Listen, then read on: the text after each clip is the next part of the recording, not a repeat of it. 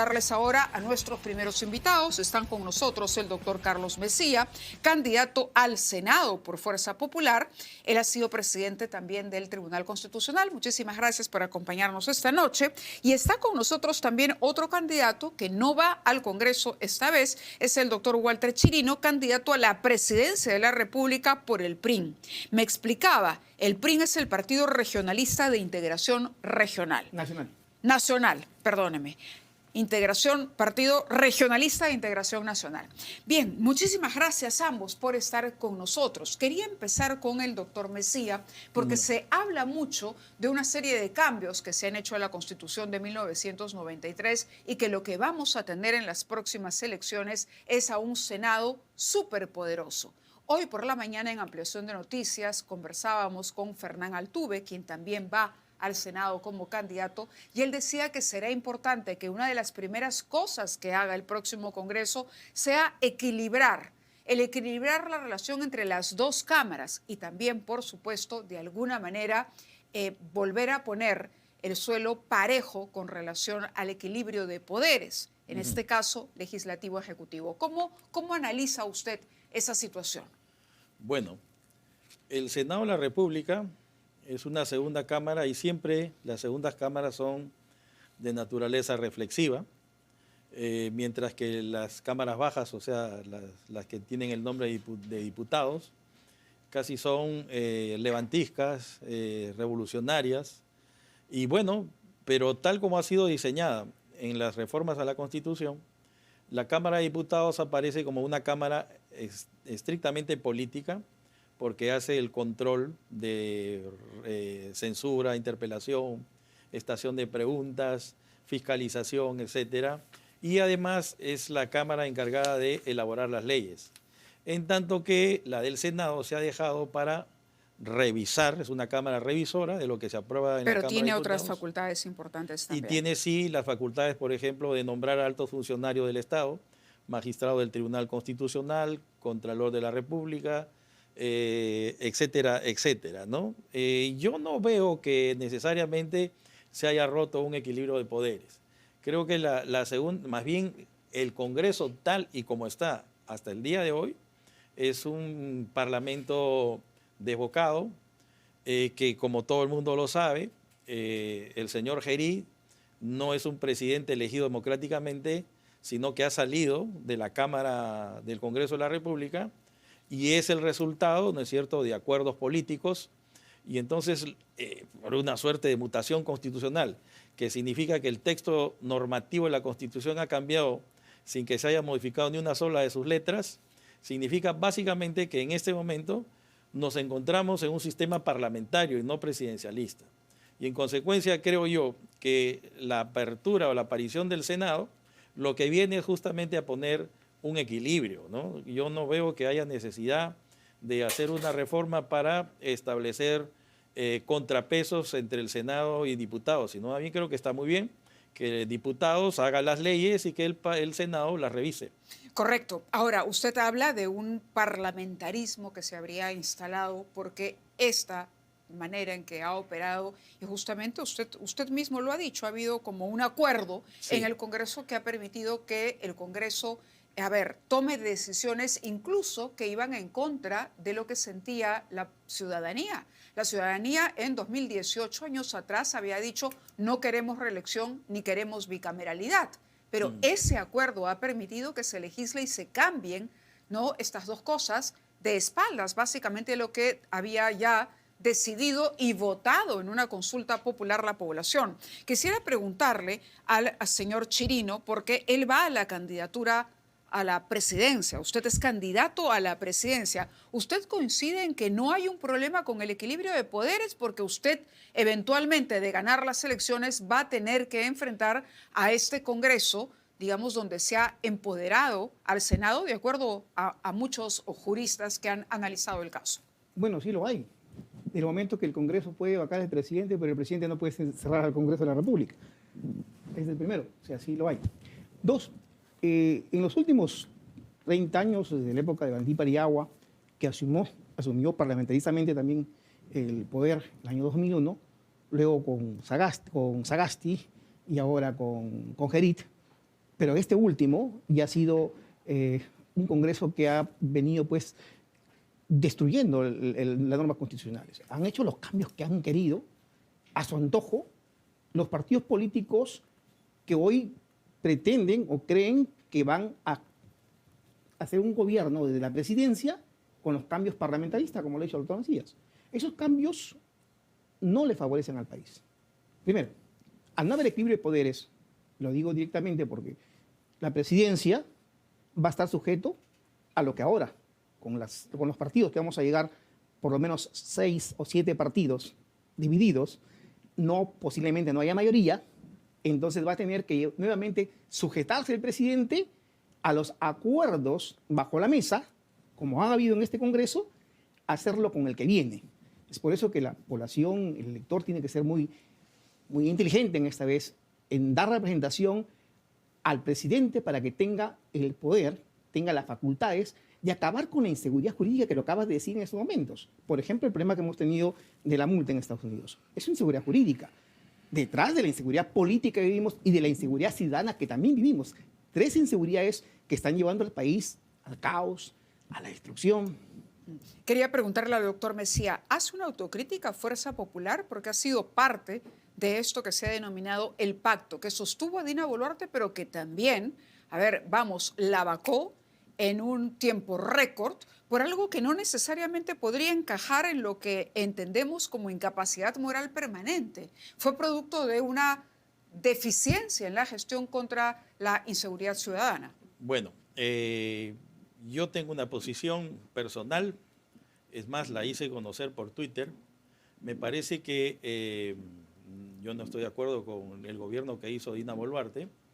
Era un asaz impopular, no tenía liderazgo, pero desde mi punto de vista no se habían dado las causales para establecer la incapacidad moral. No vi por ningún lado que la presidenta Dina Boluarte haya caído en algún tipo de inconducta funcional que la haga indigna del cargo. Eso significa, permítame interrumpirlo, usted ha sido presidente del Tribunal Sí. del Tribunal Constitucional. Si el caso de Dina Boluarte llegara al TC, ¿no? Entiendo que su abogado también está apuntando en ese sentido. ¿Usted cree que el TC debería, por lo menos, ya no puede retrotraer la situación, pero puede aclarar finalmente y poner las cosas en claro, ¿no? De aquí al futuro? Claro que sí. Además, en el Código Procesal Constitucional, además que en el periodo complementario fui yo el autor junto con Luis Roel, incorporamos la institución del amparo innovativo. ¿Qué significa esto? Que pueden darse casos, como sería el de la presidenta Dina Boluarte, que habiéndose convertido su derecho en irreparable, porque ya no puede volver a ejercer la presidencia de la República, el tribunal o el juez de la Constitución puede declarar fundada la demanda, aun cuando ya no se puede reparar el derecho, pero estableciendo una línea directriz, una jurisprudencia vinculante que permite en alguna manera ir llenando los aspectos lagunosos de la Constitución. ¿El Tribunal Constitucional podría llegar a la conclusión de que se cometió un golpe parlamentario en contra de Boluarte? Y no lo llamaría golpe, pero sí, digamos, me parece que no se cumplían con las, digamos, lo que pasa que una... Se la sacó del cargo en tiempo récord. Había muy pocos peruanos, o creo yo, hay muy pocos peruanos que consideren que la gestión de Dina Boluarte fue una gestión siquiera medianamente beneficiosa para el país, siquiera medianamente eficiente, pero la ley es la ley. Es que lo que pasa es que no veo yo, digamos, podemos estar en contra y no estar de acuerdo con el gobierno de Dina Boluarte, pero eso no nos lleva a vacarla, ¿no? Por eso, pero el poder de los votos lo hizo, por eso hablo de un golpe parlamentario. ¿Qué opina él? Ese es justamente un sistema parlamentario, pues, ¿no? Voy a comentarte lo que dije en febrero del 2023 a la misma presidenta Boluarte, cuando fuimos invitados a Palacio. Le dije que ella no iba a poder gobernar. No tenía bancada propia, no tenía partido político y por lo tanto iba a vivir a merced de lo que le imponga el Parlamento y que su periodo iba a durar hasta cuando se convoquen las elecciones. Está grabado, es un régimen medio televisivo. Y eso sucedió. Ya no me interesas, ya no me puede cerrar el Parlamento, voy a estar hasta el 26 de julio del año 2026, es que ándate. Es por eso ¿En que calidad de qué le hizo ese comentario? cuando fui invitado como presidente del partido, nos invitaron a... Recuerdo que hubo unos problemas creo que fue justo con el tema de Venezuela, algo así, y nos invitaron, y le dije eso ahí en ese momento, y sucedió, porque simplemente, por simple lógica, si no tienes bancada propia, no tienes un partido que te respalde, vas a convocar a funcionarios de donde vengan, y si tienes un parlamento que se te va a imponer, tú no vas a gobernar. No sé cuánto habrá gobernado Dina Boluarte, pero sí han gobernado los partidos que han estado detrás de él y que han puesto a Gerí ahora pues, como presidente por sucesión constitucional. Pero esto se veía venir desde el 2023. O sea, ya teníamos este problema. Correcto. Voy de nuevo con el doctor sí. Messía. Doctor Messía, usted es candidato por Fuerza Popular. Sí, con el número 9. Con el número al 9. Senado Nacional. Al Sí. Senado Nacional. Permítame el Publicherry. Adelante. El espacio está dado, la campaña ya empezó. Sí. Ahora, usted apoya la candidatura presidencial de Keiko Fujimori. Claro que sí. A ella no le ha ido bien. Y hay quienes dicen Fuerza Popular necesita que aun cuando vaya a perder las elecciones Keiko Fujimori, repitiendo sus derrotas anteriores, su figura permitiría un arrastre. Y es lo mejor que le puede ocurrir a Fuerza Popular. No, no es así. Yo creo que Keiko tiene bastantes posibilidades de ganar. ¿Por qué? ¿Por Porque qué esta vez y no las anteriores? no, las anteriores han habido fraude. Aunque digan que no han habido fraude. En todas hubo fraude. En todas, desde mi punto de vista han habido fraude, no me cae la menor duda. Pero no lo ha podido demostrar. No, en claro cualquier que caso. no, pero digamos, a ver, voy a poner un ejemplo. A veces uno siente que un amigo lo está traicionando o mi socio me está jugando una mala pasada. No lo puedo demostrar, pero lo intuyo, ¿no? Y lo sé. Me parece que en el último caso ha sido más que evidente. Pero yo quiero destacar algo que es importante de lo que se ha dicho hasta acá. Toledo, Alan García, Ollanta Humala no tuvieron mayorías parlamentarias, pero gobernaron bien. El Parlamento no está ahí necesariamente para ser condescendiente con el gobierno, sino para ejercer control y fiscalización. De manera de que es muy importante que el presidente tenga liderazgo y que el presidente además sí tenga una bancada, pero que tenga capacidad, sobre todo su presidente del Consejo de Ministros, para poder dialogar con el Parlamento, sobre todo con la Cámara de Diputados. Entonces, la Constitución es un texto escrito, pero las instituciones casi siempre son moldeadas por el hombre o por la persona que ocupa el cargo. No es lo mismo, ¿no es cierto? Alejandro Toledo, Ollanta Humala, Alan García, pero Pablo Kuczynski, etcétera, etcétera, y Dina Boluarte. Entonces, las instituciones son importantes, pero en esta Constitución en la que tenemos, el sistema de partidos también juega un papel importante. Entonces, ¿por qué es que Dina Boluarte fracasa? Porque llega en un vientre de alquiler, que es Perú Libre, que cuando ella no establece, no quiere seguir con el programa marxista comunistoide, además filoterrorista, decide más o menos, garantizar llegar a las elecciones del 2026, su partido, que no tiene una ideología consistente, se revienta en 1000 pedazos.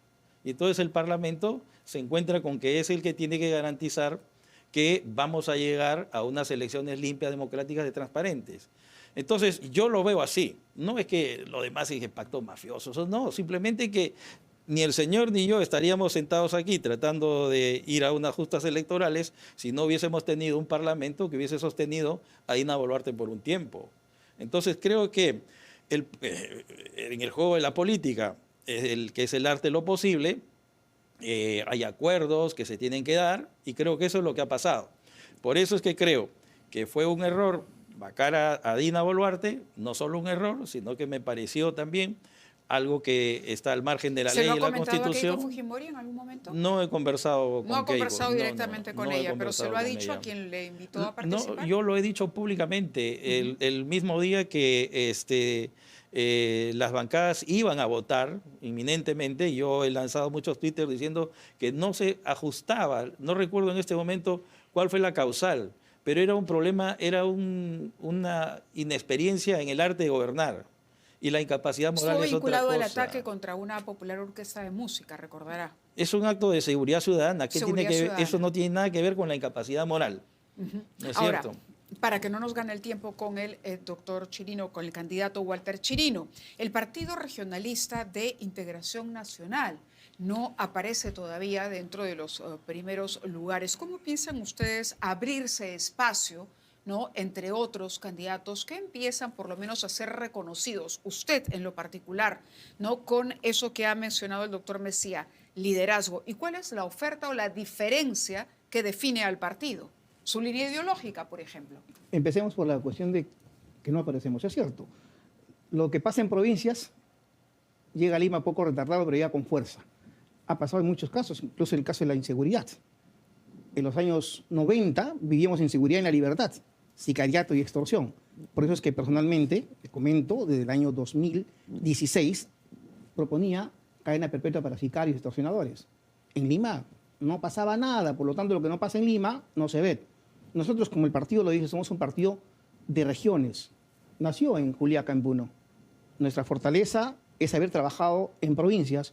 Cuando llegue a Lima, la avalancha de la ola blanquirroja del PRIN, recién se darán cuenta que los provincianos, soy liberteño, nacido en Paiján, provincia de Escope, hemos venido conformando hace mucho tiempo liderazgos, podríamos decirle casi con los llamados caciques o líderes sociales locales, grupos que hemos dicho, oigan, los partidos políticos, en los cuales yo también he estado, su centralismo... ¿Alianza para el Progreso?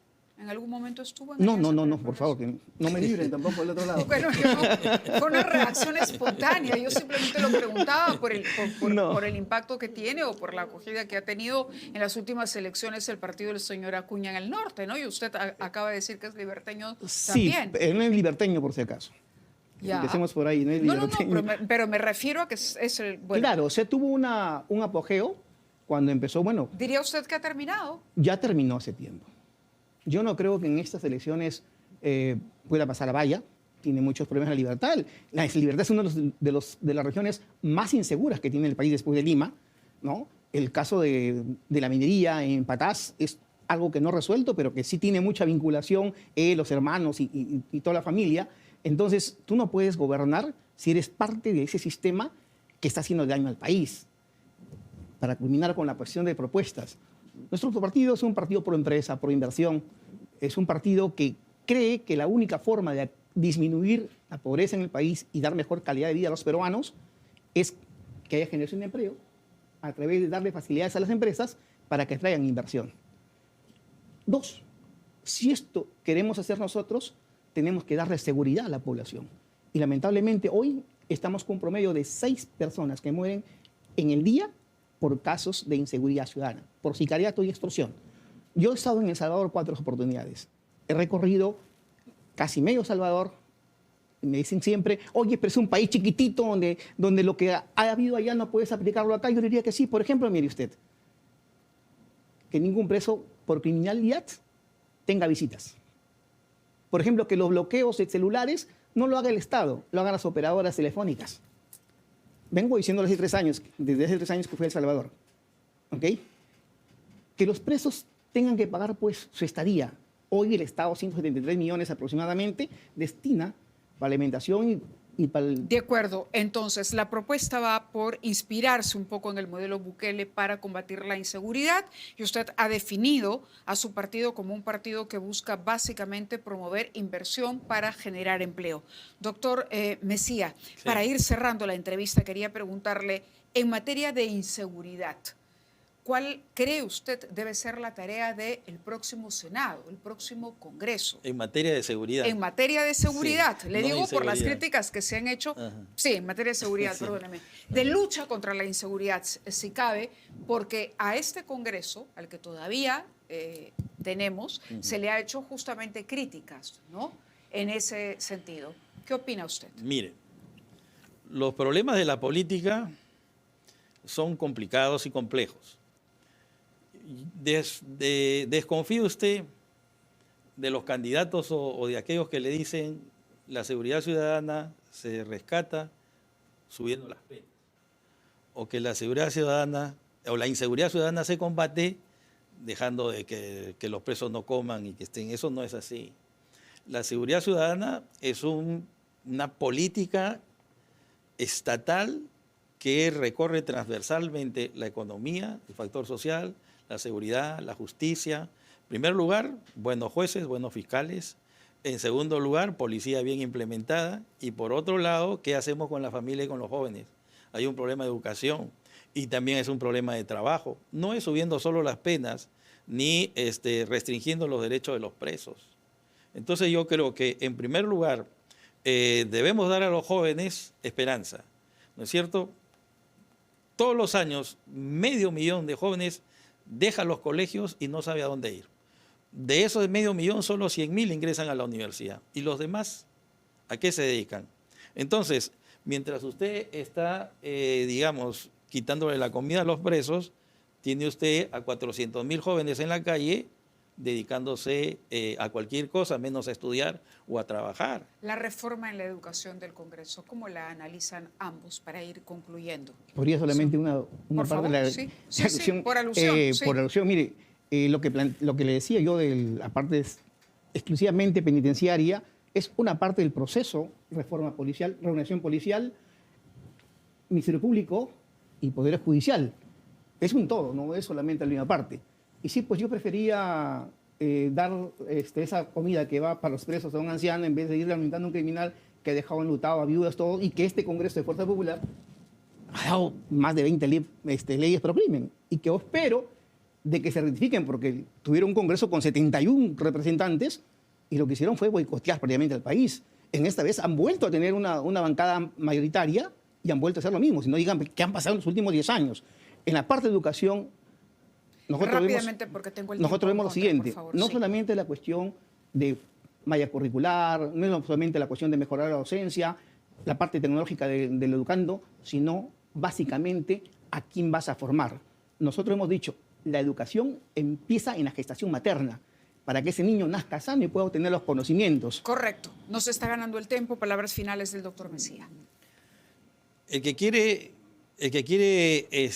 tener identidad propia y convertirse en una fuerza política seria en el país, tiene que dejar de mirar a Fuerza Popular y plantear sus propias alternativas sin complejos.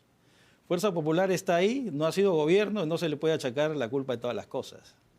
¿No es cierto? Entonces, ¿qué sacamos diciendo Fuerza Popular, Fuerza Popular, Fuerza Popular? Y no hemos hecho gobierno, no hemos hecho nada.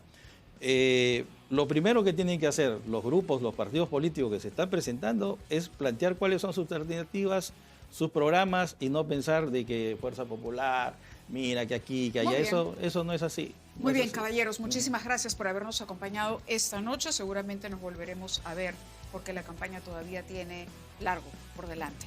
Son las 9:32. Nosotros nos vamos a una pausa y regresamos aquí en Prueba de Fuego. Vamos a conversar con el ex defensor del pueblo, el doctor Walter Gutiérrez, para hablar no solamente del rol de la Defensoría, sino también el tema de la gobernanza y del cuidado que hay que tener en el manejo de las finanzas públicas y cómo la Constitución obliga a ello a los diversos gobiernos